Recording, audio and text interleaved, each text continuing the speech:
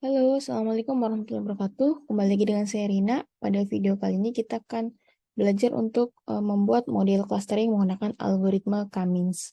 Sekilas tentang algoritma Cummins, Cummins merupakan salah satu algoritma data mining yang dapat kita gunakan untuk melakukan tugas clustering gitu. Atau dalam machine learning itu, Cummins merupakan algoritma jenis unsupervised learning. Artinya pembelajaran yang dilakukan menggunakan algoritma Cummins itu merupakan jenis pembelajaran yang tidak terawasi.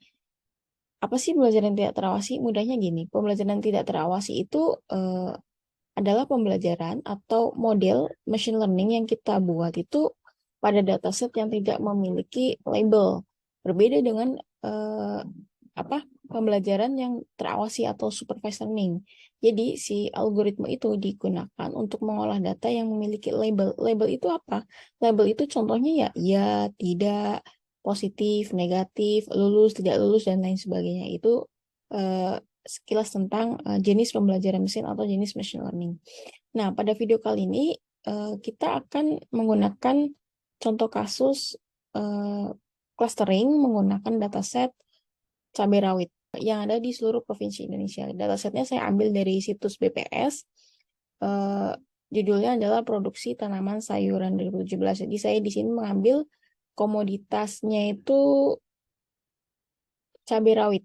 Nanti teman-teman menyesuaikan aja. Silakan kalau mau bikin sesuai seperti yang di video ini ya download aja di sini di link ini. Kemudian pilih saya menggunakan dari dataset tahun 2017 sampai dengan 2021. Nanti pilih untuk yang komoditas cabai rawit gitu.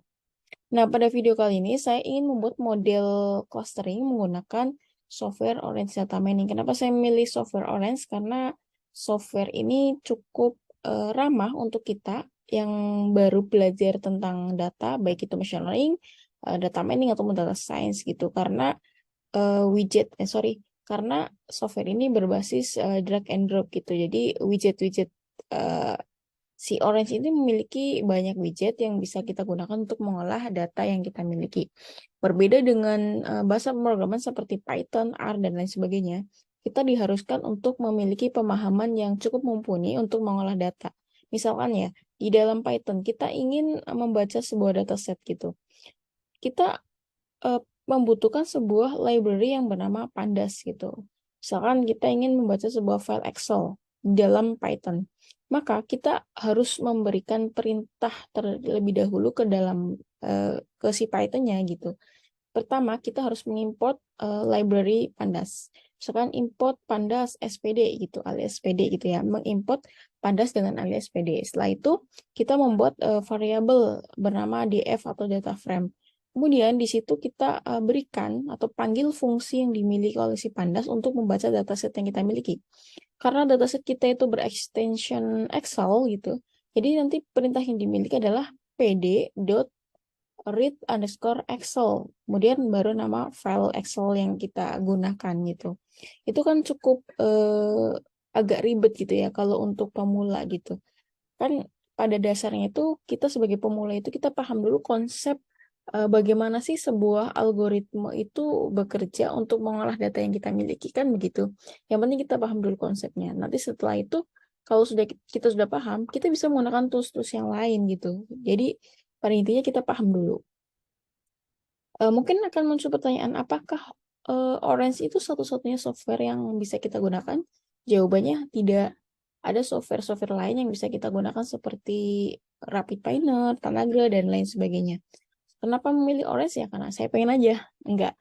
Karena menurut saya Orange itu cukup user friendly menunya gitu ya. Jadi setiap menu yang dia miliki itu cukup mudah menurut saya untuk digunakan dibanding software-software lain seperti RapidMiner gitu ya.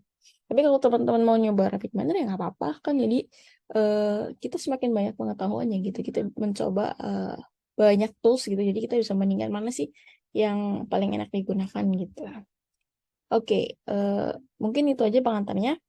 Kita asumsikan software Orange itu sudah terinstall di masing-masing komputer gitu ya. Jadi eh, diasumsikan itu software Orange itu udah berjalan seperti ini, sudah terinstall, sudah terbuka, dan misalkan teman-teman baru mulai videonya, baru mengikuti, mungkin lembarnya masih kosong gitu ya. Misalkan kayak saya nih, new file. Jadi kan masih kosong seperti ini. Ini misalkan gitu ya, teman-teman masih ini. Nah, kemudian nanti kalau sudah datanya sudah di-download, data set tadi yang ada di situs BPS, kemudian pertama kita adalah memanggil widget yang namanya file. Widget file itu ada di dalam grup widget data. Tarik aja ke sini, drag, gitu. Kalau sudah, nanti diklik 2 kali. Kalau nanti akan muncul tampilan seperti ini. Jadi widget file itu memiliki tampilan, ada yang namanya file, menu file, kemudian URL, file tipe, dan informasi, serta kolom apa aja sih yang ada di dalam dataset tersebut. Misalkan kita asumsikan aja pakai data yang udah aja gitu ya. Nah, ini klik 2 kali cabai rawit. Nah, di sini ada gambar logo folder. Nah, ini kalau diklik, maka akan mengarahkan pada folder mana sih dataset tersebut itu disimpan di dalam folder mana gitu. Nanti kita pilih aja gitu. Disesuaikan dengan lokasi teman-teman menyimpan dataset tersebut ada di mana. Kalau misalkan kurang yakin ya, nanti di reload aja kayak gini. Supaya datasetnya tuh apa, misalkan tadinya tuh belum terbaca gitu, di reload aja. Mungkin teman-teman kalau pertama kali pakai itu gini, filenya itu tampilannya masih seperti ini. Nah, di sini ada info 34 instance, kemudian 5 fitur, no missing value, data has no target variable, kemudian 1 meta attribute. Nah, 34 instance itu artinya memiliki 34 baris data. Kemudian 5 fitur artinya dia memiliki 5 fitur, yaitu ada fitur tahun 2021, 2020, sampai 2017 ini, kemudian terakhir adalah fitur provinsi. Data has not variable target, artinya dataset yang kita gunakan itu tidak memiliki variable target ataupun kelas ataupun label. Kemudian menurut Oren ini dataset yang kita miliki itu memiliki 1 meta atribut, yaitu atribut provinsi. Makanya di sini kalau teman-teman baru bertemu muka pasti tampilannya seperti ini. Kita perlu merubah fitur provinsi agar dia itu tidak terdeteksi lagi sebagai meta atribut. Nah, kenapa meta atribut? Karena menurut Oren itu variabel tersebut tidak akan digunakan untuk kasus kita gitu. Kita ubah aja di sini jadi kategorikal, kemudian pada role-nya kita ubah jadi fitur. Kalau sudah, klik apply. Nah, kemudian kita untuk melihat dataset yang kita miliki tadi ke dalam bentuk tabular atau tabel, kita bisa hubungkan antara widget file dengan widget data table yang ada di sini, yang ada di grup widget data. Kemudian kita tarik ke sini. Atau lebih mudahnya kita bisa tarik aja dari sini, dari grup file, dari widget file, kita tarik aja kabelnya ke widget data table.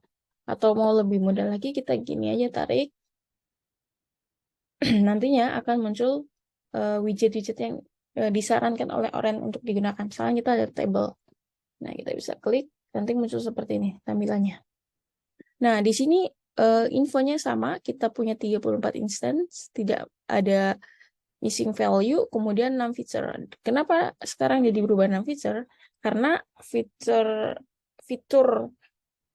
provinsi itu sudah kita rubah role-nya menjadi fitur, bukan lagi meta gitu ya.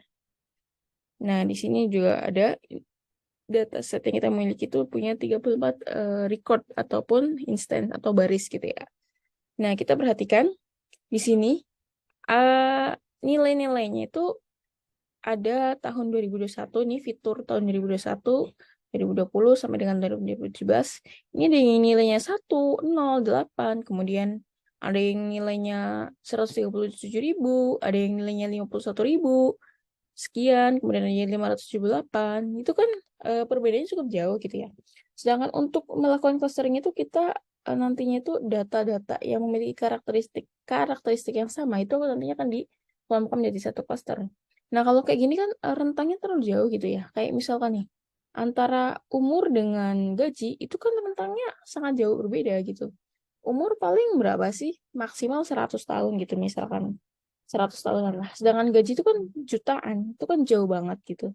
Nah, dalam mengolah data, kita perlu namanya melakukan normalisasi data, yaitu membuat data memiliki rentang yang sama. Misalkan antara 0 sampai dengan 1 gitu. Nah, kita close. Kemudian kita hubungkan, ini kita hapus aja ya, ini tadi buat contoh aja. Kita hubungkan antara widget file dengan widget preprocessing. Sama caranya, klik aja kayak gini, nanti akan muncul widget-widget yang bisa kita gunakan, misalkan preprocessing. Nah, tujuannya untuk apa? Untuk melakukan preprocessing atau mengolah data sebelum dilakukan pemodelan gitu. Kita klik 2 kali pada widget preprocess, kemudian akan muncul menu tampilan seperti ini. Di sini ada beberapa tugas preprocessing yang dapat kita lakukan di dalam Orange. Nah, ada discrete continuous variable, kemudian continuous discrete variable, dan lain-lain. Nah, kita pada kasus ini, kita hanya akan melakukan normalisasi data pada feature. Nah, misalkan kita asumsikan ini nggak ada gitu ya, masih kosong seperti ini. Gimana cara menggunakannya? Kita klik aja, drag ke dalam sebelah kanan ini ya. Nah, secara default itu uh, standarisasi intinya menggunakan standar deviasi 0 sampai dengan 1. Tapi pada kasus ini saya ingin menormalisasi data set yang kita miliki ke dalam rentang 0 sampai dengan 1 gitu. Klik kalau sudah, kita close. Nah, untuk melihat hasilnya, apakah si Orange sudah melakukan tugasnya dengan benar atau belum, yaitu menormalisasi data, kita bisa hubungkan widget preprocessing dengan widget data table untuk melihat hasil output dari widget preprocessing ini. Kita klik 2 kali, setelah itu muncul seperti ini tampilannya. Nah, ya kan, ini sudah berhasil. Artinya si Orange sudah berhasil melakukan preprocessing atau normalisasi data terhadap dataset yang kita miliki. Di sini DKI Jakarta nilainya itu 0 karena dia itu nilai paling minimal ya. Kemudian Jawa Timur nilainya 1 karena dia itu memiliki nilai yang paling maksimal. Berarti kan ada 500 berapa ribu gitu ya produksinya setiap tahun gitu.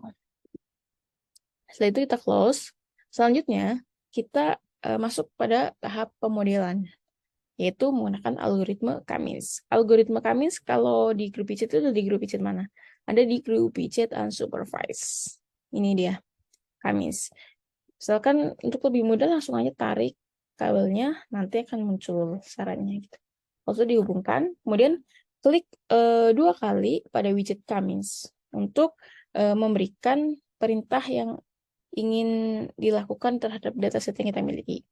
Nah, di dalam Cummins itu kan kita diharuskan untuk menentukan banyaknya K atau banyaknya cluster yang ingin dibuat di dalam dataset yang kita miliki. Misalkan pada kasus ini saya ingin membuat 3 cluster, yaitu cluster sedang, tinggi, dan rendah. Kalau misalkan teman-teman pengen bikin 2 cluster ya nggak apa-apa. Pengen bikin 4 cluster ya nggak apa-apa. 5 cluster ya nggak apa-apa. Disesuaikan saja dengan kebutuhan masing-masing gitu. Kalau di dalam Python itu ada yang namanya metode elbow. Metode elbow itu metode salah satu metode yang dapat kita gunakan untuk mencari banyaknya K atau banyaknya cluster yang paling optimal di dalam dataset yang kita gunakan. Jadi nantinya si metode itu akan mencari menghitung berapa sih banyaknya cluster yang paling optimal dari dataset cabai rawit ini gitu. Misalkan 2, 3, dan sebagainya gitu. Nanti dia akan menampilkan outputnya. Nah, di Orange sebenarnya bisa kita menggunakan menu yang kedua yaitu from, yaitu kita memberikan kayak apa sih ya ke si Orange itu gini. Orange, coba tolong buatkan banyaknya cluster yang paling optimal dari rentang 2 sampai 5. Kira-kira jumlah cluster yang paling optimal itu yang berapa sih gitu? Cluster berapa? Nah, nantinya si Orange akan menghitung dengan nilai silot skor ini. Nanti dia menampilkan 2 cluster itu nilai silotnya segini. Kemudian 3 cluster segini, 4 segini, 5 segini. Sehingga dapat disimpulkan banyaknya cluster yang paling optimal untuk dataset yang kita gunakan itu sebanyak 2 klaster. Tapi pada kasus ini saya hanya ingin membuat 3 klaster. Nanti teman-teman disesuaikan saja dengan kebutuhan ya. Jadi ini hanya sebagai contoh, yang penting kan kita paham bagaimana caranya algoritma itu bekerja gitu. Kalau sudah, kita close. Kemudian kita ingin melihat visualisasi dari hasil clustering yang telah kita buat, yaitu dengan cara menghubungkan widget K-means dengan widget scatterplot. Widget scatterplot itu di mana? Ada di dalam grup widget visualize. Nah, kita klik. Di sini ada banyak plot ataupun grafik yang dapat kita gunakan untuk melakukan visualisasi. Tapi pada kali ini saya hanya ingin menggunakan widget scatterplot atau grafik scatterplot. Kita hubungkan aja widget kami dengan widget scatterplot. Nanti akan muncul kayak gini. Tanggapnya aja, ini udah gitu ya. Kemudian kita klik 2 kali untuk melihat hasilnya. Nah, seperti ini. Kita coba perbesar. Enter full screen. Oke. Nah, di sini, di sebelah kiri ini ada beberapa menu yang bisa kita gunakan untuk yang kita atur gitu ya. Nanti untuk menentukan output seperti apa yang kita inginkan itu, atau output grafik seperti apa, atau visualisasi seperti apa yang kita inginkan. Di sini ada yang namanya axis X, kemudian axis Y. Axis X saya pilih cluster. Kenapa? Saya ingin menampilkan di dalam grafik garis X itu adalah data klasternya. Kemudian pada garis Y itu saya ingin menampilkan nama provinsinya. Kalau misalkan saya tampilkan di dalam axis X itu provinsi, gimana? Ya nanti hasilnya kayak gini. Pusing lihatnya ya. Misalkan di sininya klaster. Aduh, pusing nggak tuh? Ini tumpuk-tumpuk kayak gini. Nah, kalau misalkan tahun gini jelek banget. Udahlah, kita pilih aja di sini klaster, kemudian di sini provinsi. Kan lebih enak.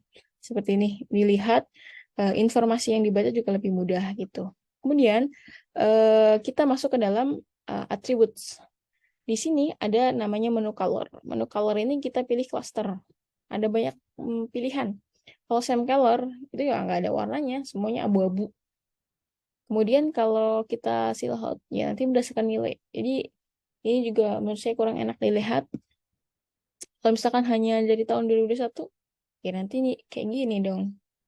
Jadi menurut saya paling enak ya berdasarkan klaster. Jadi nanti klaster 1 warnanya biru, 2 merah, 3 hijau gitu. Kemudian shape atau bentuk.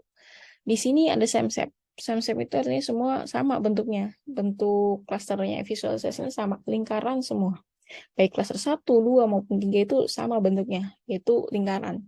Kalau misalkan saya pengen berdasarkan provinsi, ya nggak apa-apa. Nanti apa nih? Jawa Barat itu bulat ya, lingkaran. Kalimantan Selatan, silang. Kalimantan, ya other. Aduh, pusing juga nih kalau kayak gini. Kita pilih aja yang cluster. Kan banyak yang cluster cuma ada 3, jadi lebih mudah gitu. Kemudian size atau ukuran. Nah, kalau same size ya kayak gini sama. Kalau berdasarkan nilai ya, nah ini cluster 2 lebih kecil karena dia cuma 1 doang. Cluster paling tiga tiga paling gede ya cluster 3 karena dia banyak temennya. Kita pilih aja same size. Kemudian label. Kalau nggak dikasih label gimana? Ya nggak ada tulisan C1, C2, C3. Kosong aja kayak gini. Kita melihatnya berdasarkan yang ada di sini. Berdasarkan ada di garis X. Kalau misalkan berdasarkan nilai, gimana? Ya nggak apa kayak gini. Cuman pusing ya lihat kebanyakan keterangan. Jadi kita pilih cluster aja. Nah, udah ya. Di sini kita bisa mengetahui kalau klaster 1 itu diisi oleh Provinsi Nusa Tenggara Barat, kemudian Provinsi Jawa Barat, dan Provinsi mana ini? Jawa Tengah. Ini benar kan Nusa Tenggara Barat? Ya, betul. Kemudian klaster 2 diisi oleh Provinsi Jawa Timur, dan klaster 3 diisi oleh DKI Jakarta, Gorontalo, kemudian Kalimantan Utara, Sumatera Utara, dan 28 provinsi lainnya ya. Itu. Nah, kalau sudah selesai gimana? Ya sudah, ini apa? Kalau mau di zoom in, zoom out gitu ya. Nanti sesuaikan dengan kebutuhan. Kalau sudah, kita close. Kemudian kita ingin menyimpan atau kita ingin menampilkan hasil clustering tadi itu dalam bentuk tabel biar lebih mudah lagi dibacanya gitu. Misalkan kita ingin melihat dalam bentuk tabular, ya nggak apa-apa.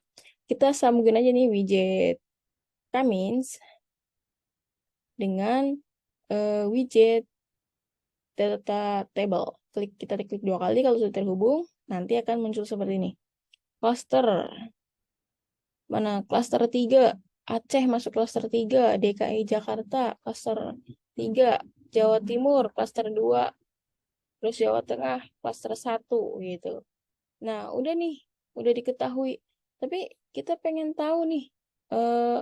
Kira-kira cluster 1 itu maksudnya apa? Cluster 2 itu apa? Dan cluster 3 itu apa? Kita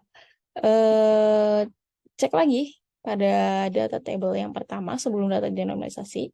Kita lihat di sini DKI Jakarta itu produksi cabai rawitnya setiap tahunnya itu ada yang cuma 1 ton, ada yang 0 ton, ada yang 8 ton, kemudian Jawa Tengah itu 137.000 ton dan sebagainya, dan Jawa Timur sampai 578 ribuan ton gitu. Kita cek aja, kita cek berdasarkan, nah ini artinya DKI Jakarta itu memproduksinya itu dengan skala yang rendah. Kemudian kita ingin tahu siapa sih yang memproduksinya paling tinggi gitu. Nilai maksimal. Kita bisa lihat nih di sini. Jawa Timur itu paling maksimal. Atau kayak gini aja deh. Dah, nih Jawa Timur itu yang memproduksi cabai rawitnya paling banyak. Kemudian DKI Jakarta yang paling sedikit atau rendah. Nah, setelah Jawa Timur di sini ada Jawa Tengah, Jawa Barat, kemudian Sumatera. Jadi bisa disimpulkan bahwasanya klaster 1 itu mengindikasikan, sebentar, ini aja, klaster 1 itu mengindikasikan bahwasanya provinsi tersebut itu masuk ke dalam klaster yang memproduksi cabai rawitnya dengan skala sedang. Kemudian klaster 3 di dalam skala rendah, dan klaster 2 itu di dalam skala yang tinggi gitu. Nah, eh, hasil dari proses clustering itu ya bisa digunakan untuk beberapa hal gitu. Misalkan untuk melakukan analisa kira-kira apa sih penyebabnya provinsi-provinsi tersebut itu memiliki atau memproduksi cabai rawit itu dengan skala rendah gitu. Nanti apakah diperlukan penyuluhan atau bagaimana, itu kan nanti untuk instansi yang memiliki wewenang atau kepentingan terhadap data tersebut. Atau misalkan Jawa Timur itu kan termasuk dalam provinsi yang memproduksi cabai rawit dengan skala tinggi. Nah, kita bisa mempertahankan atau melakukan penyuluhan juga, misalkan untuk petani-petani cabai rawit yang ada di Jawa Timur.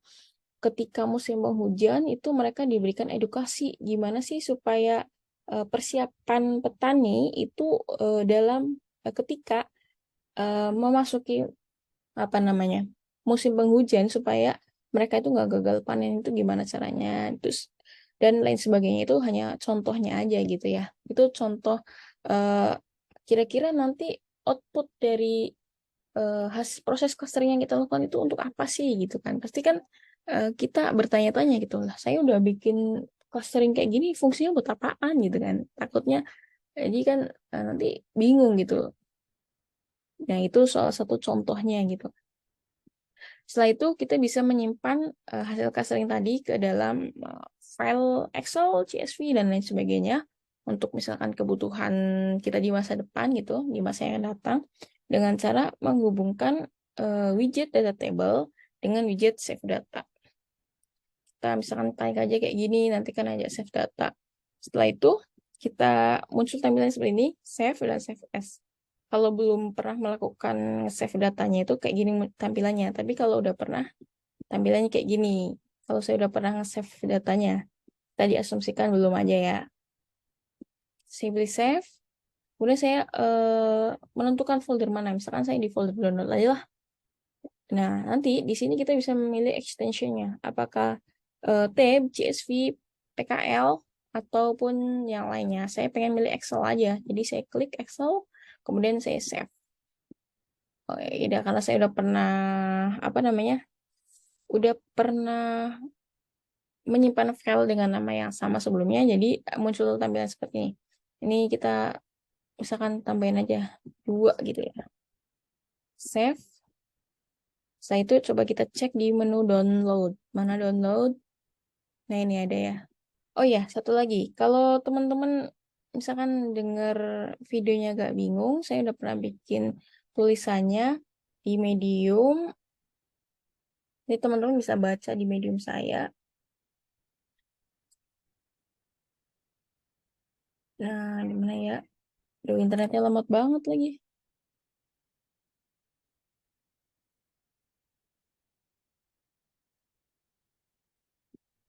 Saya pernah bikin tulisannya di Medium. Kalau teman-teman pusing lihat penjelasan saya di video, mungkin teman-teman lebih suka belajar WTEX. Saya udah pernah apa namanya bikin tulisannya. Insya Allah ini juga mudah dipahami.